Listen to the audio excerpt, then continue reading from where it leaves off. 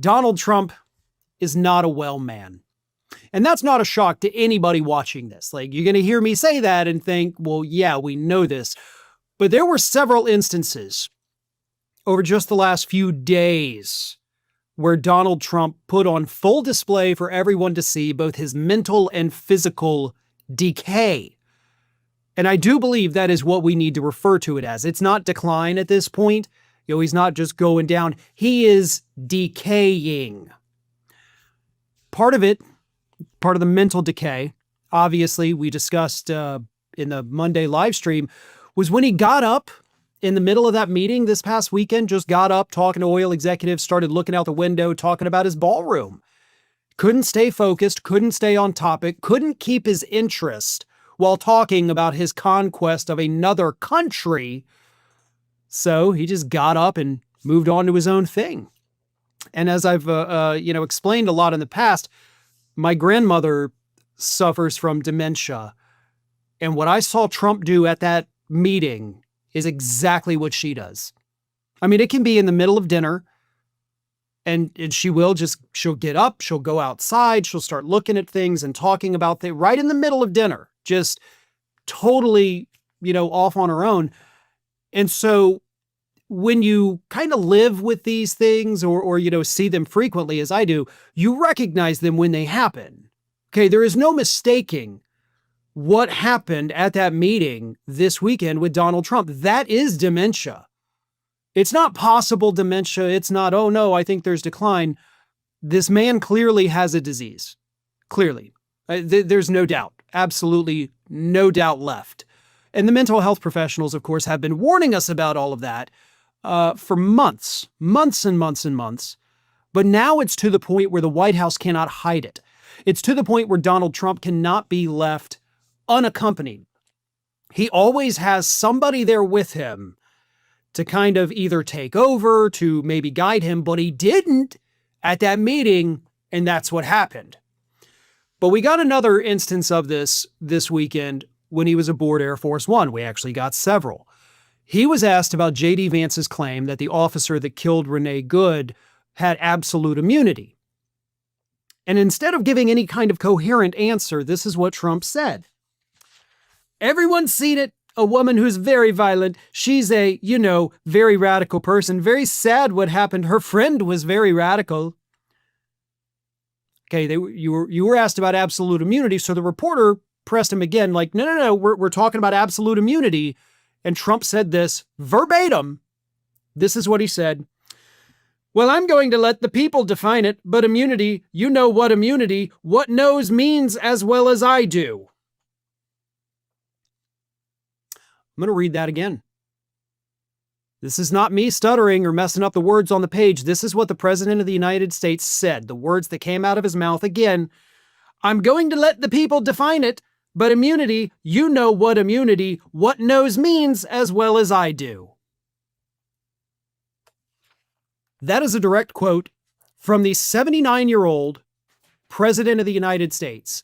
You know what immunity knows what I mean do well. And we're just gonna act like that's totally normal, that this is what a human being sounds like when they speak? No, that's dementia. And also, it's slander. So the friend that Trump is referring to, who he goes on and on about her too. He also said this, by the way. It was highly disrespectful of law enforcement. The woman and her friend were highly disrespectful of law enforcement. So apparently that'll get you killed these days. If you're disrespectful of law enforcement, just right to the head, right? No, that is not a capital offense. It's not an offense at all, actually. It's not illegal to be disrespectful to anyone in the United States of America. But he continues. The woman and her friend were highly disrespectful of law enforcement. You saw, and he's repeating himself over and over, also a symptom of dementia. You saw that they were harassing them, were following for days and for hours, and I think, frankly, they're professional agitators. I'd like to find out, and we are going to find out, who's paying for it. Well, we know who paid for it. Her name is Renee Nicole Good. But by the way, again, that is slander. She is not a paid agitator, as Donald Trump claimed. That woman can absolutely and should absolutely sue the President of the United States for slander. Because what he is saying about her is absolutely untrue. He knows it's not true. He knows he cannot back it up. He should be sued and put his demented ass on the stand and let him vomit up a word salad while in front of a jury. I would love to see that. And that woman right now, I know she's going through a lot and probably the last thing on her mind right now, but she needs to make that happen. She has the ability to do it again. Not right now. Like, wait, I know, obviously, but that's what needs to happen. And for the record, that wasn't the weirdest thing that happened to Donald Trump on board Air Force One, because at one point, he basically told us that he's not steady enough to stand up anymore. He said this: "I'm looking for something to grab here because it's going to get rough. I think you did this to me. You put me in a position where there's absolutely nothing to grab. So I'm looking for something to grab, and it's not going to be Caroline." Talking about Levitt, who was like right behind him, because he can't be left on his own. So she's now standing with him, even when he's talking to reporters aboard Air Force One, which used to be his like private time with him. But he's telling us like, it's going to get rough up here. I can tell, I can feel the turbulence coming. I mean, the pilot didn't come on and make an announcement like, hey, we're about to experience some rough air. Trump just assumed we were about to get some rough air up there and was like, I need something to hang on to. Wait, you put me in a position where there's nothing to hang on to. If you yourself or one of your parents or grandparents, depending on your age, were in that situation, you would be in that situation because you would realize, in my state, my physical state, I physically can't do this. I can't stand up on an airplane. Now, everybody who's flown before knows that turbulence can be rough, obviously. And if you happen to be one of those folks that's like walking to or from or even standing in the bathroom at the time of turbulence, yeah, it can be difficult to stand. I'm not going to deny that. But there wasn't turbulence at the time. He was just on a smooth flying airplane. And he suddenly freaked out, realizing, I can't stand up anymore. This is not good for me. I need something to hold on to because my body can't handle this anymore. He is decaying. And again, I think that is the word we all have to start using. No more decline, no more impairment. It's decay, physical and mental decay. We've seen the physical decay. We've seen it with the blotches on the hands. We have seen it with his inability to stand properly, which is also a symptom of dementia. We've seen it with his inability to walk. But now with the I can't stand up physically anymore without holding on to something, the interior is decaying more and more, right? The muscles, the bones, all of it. I mean, from the inside out, this man's body appears to be falling apart. And the administration still continues to tell us that, nope, this dude's the healthiest person on planet Earth ever. This is what a person should be like, right? A person who says things like, what immunity? What means, well, no, how, me, no, not me, you, maybe. Yes, these are all normal and good things for the guy with his finger on the nuclear button to be exhibiting to the world. But that's where we're at. A feeble, decaying president of the United States. And honestly, at this point, by the end of this year, we're going to be in a Weekend of Bernie's type situation. Okay? You're going to have Pete Hegseth on one side and J.D. Vance on the other, like propping him up and have his face wrapped like, no, he's got a toothache and he can't speak anymore. That's where we're headed.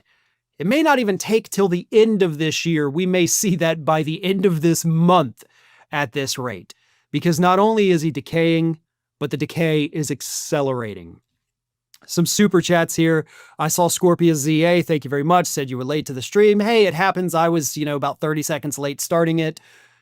Been a really weird, rough morning for me. Almost my entire house is down with some kind of illness. Between the rest of the family members, there is a stomach flu, there is a sinus infection, there is a staph infection, And there is strep throat. And including myself, there's 5 people in the family, 4 illnesses, and I'm the only one that has nothing.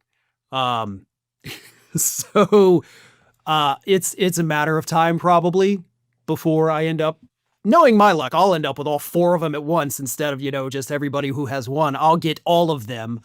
But yeah, it's not great times in the cousin's house at the moment, just due to all of the illnesses floating around outside this door that's like right here. I'm safe and sound in here. I feel horrible. I mean, they're really, it's a sad situation, but yeah. A couple more super chats here. Back Bay Boogeyman says, what would it take for Trump to finally get 25th? And how would MAGA morons still defend him most likely? Thanks, Farron. You have to have J.D. Vance in a majority of the cabinet. And that'll never happen. I mean, even if Donald Trump, as I pointed out Monday, even if he comes out, starts wearing his underwear on his head, they're going to be like, no, that's the trend. We're all going to do it. And they'll start doing it too. So they will never 25th Amendment him. Ever. I believe. I could be wrong. I hope I'm wrong. But it's not like that leaves us with, much better people running the government here. Another super chat here from Thomas said, please feed him more Big Macs. Pretty please. From DK.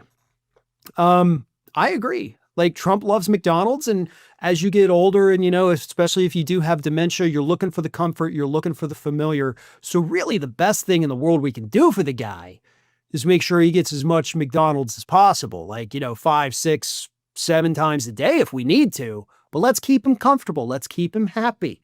So keep the fast food flowing there, White House, because you don't want him to get upset. And if whatever happens from people who eat fast food all the time, hey, at least he goes out doing something he loved, right?